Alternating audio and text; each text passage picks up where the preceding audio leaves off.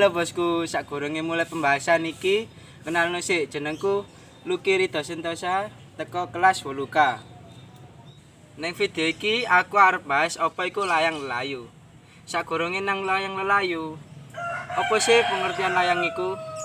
Layang iku salah sijine alat utawa piranti kanggo ngungkapake kekarepan ati kanthi cara ditulis. Wis paham kan apa iku layang? Lah saiki dhewe arep bahas topik utamae, yaiku layang lelayu.